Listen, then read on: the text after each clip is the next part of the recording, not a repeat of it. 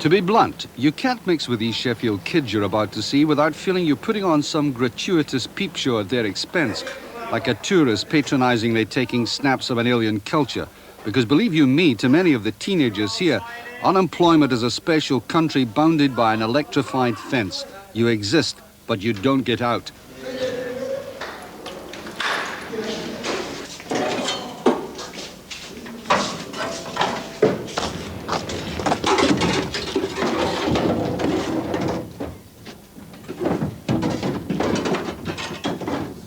The youth training scheme gives them little glimmers of hope, but they know the future isn't exactly beckoning with a golden finger.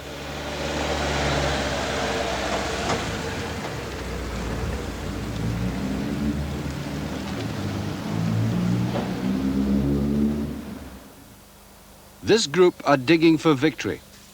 Their own victory over frustration, anger, and the feeling that the outside world doesn't give a damn.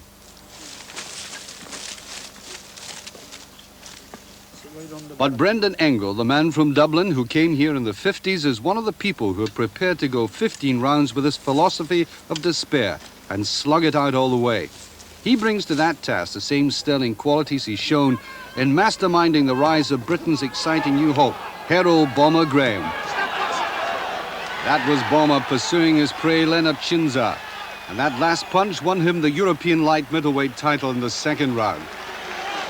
And to his daughter, Bomber is just a big bundle of cuddles. But not to Erwin Hines. He was slightly less affectionate to that man's ribcage. And it produced the inevitable. 5, 6, 7, 8, 9, 10. His next opponent was Jose Says. It was a strange night for Says because, you see, to say Bomber is a conventional mover is to say the Royal Ballet is into breakdancing.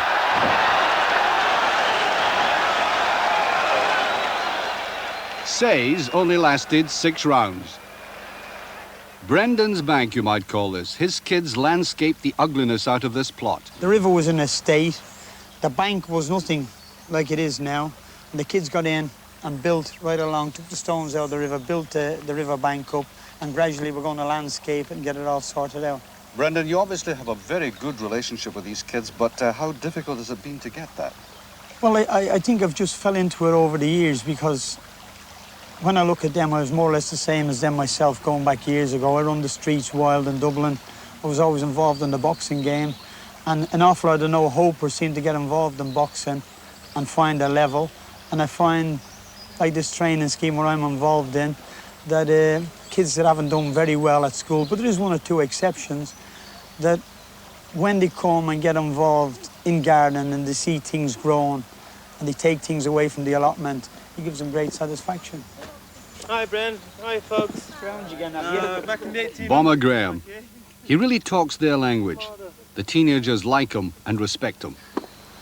I saw he had a unique talent. You know, he's gifted boxing, and I always taught myself coaching. I could do something that probably nobody else could do.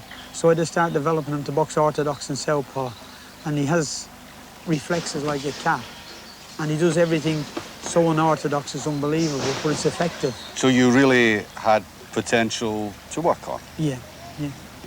Now, what have you developed then from that? Well, what he's developed into number 4 in the world in the WBC and the WBA. Well, up here in Sheffield, a lot of people laughed at us 8 years ago, and I told them, Bomber Graham, within time will be finished up world champion. He says, no chance. He's in the wrong place and he's the wrong colour. But he's won the British, Commonwealth, European light middleweight title. He beat middleweights and light heavyweights. Have you had to work very hard on his attitude, or is that there anyway? Yeah, it hasn't been an easy association. Herol's a right nice fella outside, but sometimes training and sometimes, like everybody else, you get problems. So you've got to be on the ball all the time. It's 7 days a week. Well, he's been around the boxing for a long time, and he goes around to all shows, no matter where they are. And he said to see me since a youngster. They call me the Bomber, and they're running around the ring. And like, I never knew him, but there's a friend of mine, an Irish friend, who was in the gym who knew Brendan, and he told him all about me. And so he says, right, I'll come down one day and have a word with him. Came down. Within about 3 days, I was up in Sheffield. Well, what impressed you then? Well, he just said to me plainly, he put it down basic, right, all you want, right, you need a good trainer, you're going to make millions, don't worry about that, but you're going to be a champion of all things. And I says, yeah, I want to be a champion and I want to make money, I'll come up. So I put my hand up and went. How hard was he on you? It wasn't very hard at all, really. I mean, it disciplined me, definitely, because I was the sort of guy running in the morning, I'm getting up, Brendan, yeah. And, you know, I used to do that all the time. And like I said, look, if you want to be a champion, you've got to do what you're told and as you're told and the way I want it, not you want it. Boxing has given this Church Hall sanctuary because without Brendan's initiative, it would have been a dereliction. Instead, it doubles as a Sunday school and a boxing club, with respectful messages of goodwill surrounding the punch bags. You get the impression this man works a 36-hour day, and that's before he deals with Bomber. He loves working around kids. That's why the job he's got, that's why he's got there. Else if he didn't like it, he wouldn't have been there. But he treats me as one of the family, no different from anybody else. And I think it's great, you know, you having what the children has, and you know, if they're going to do something, you're going to do likewise. He's not going to leave you out. Like Rome, Sheffield is built on 7 hills, all of which have tested the Graham legs, and quite apart from the strengthening, he takes delight in the freshness of the countryside. And as he runs up these inclines, he's already thinking ahead to the calculated risk of taking on dangerous opponents who could prove unexpected obstacles on the route to the top of the pile. You're always wary of what can happen, what does happen in the boxing, but you've got to take those chances if you want to get to the top. And these are one of those chances I've got to take.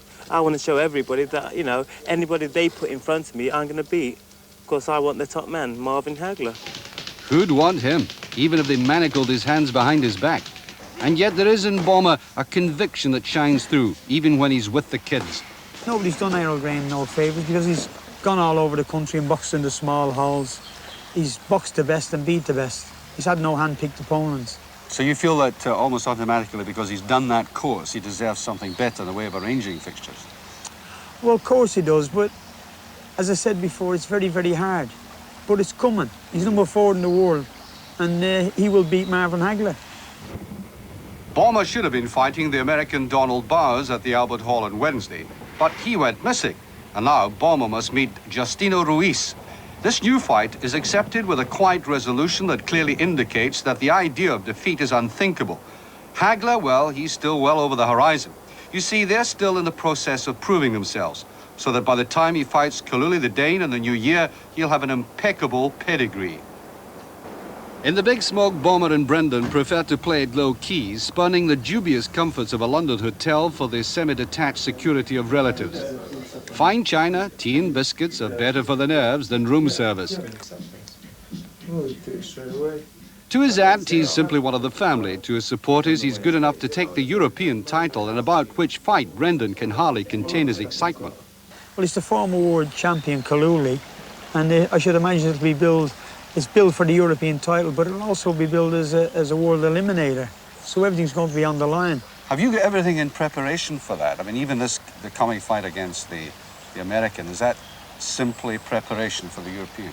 Oh, well, of course it is. Every step we've taken, even though it's been hard and we've had some unexpected things happen to us, you know, we've never lost sight of what he's got to do, what I've got to do. And it's likely that you can always predict that he will box the way you would like him to box on the night at the right time. Yes and no. And when I say yes, he will do it, but it all depends on what the situation is and what the opponent does, and then Herol will bring something out of the bag. They used to call him Bomber because he would pinch sweets from his mother's little shop and run away so fast they said he'd bombed out of the way. But he's certainly not running away from either the affection of his supporters, who follow him all around the country, or his fate. And he does actually dream of that fight with Hagler. I fought the fight in my head when he fought Thomas Hearns, actually. I says, no way would I have done the same thing as Thomas Hearns done. You know, I would have fought my fight, not Hagler's fight. everybody who fights Hagler goes to him because they want to be the one to dethrone him by trying to knock him out. But you don't do it that way. You have to it's a thinking game. And if you go straight in, you're not thinking. Well, that's confident talk, but it's also dangerous talk, isn't it? Oh, yeah, everything's dangerous in boxing.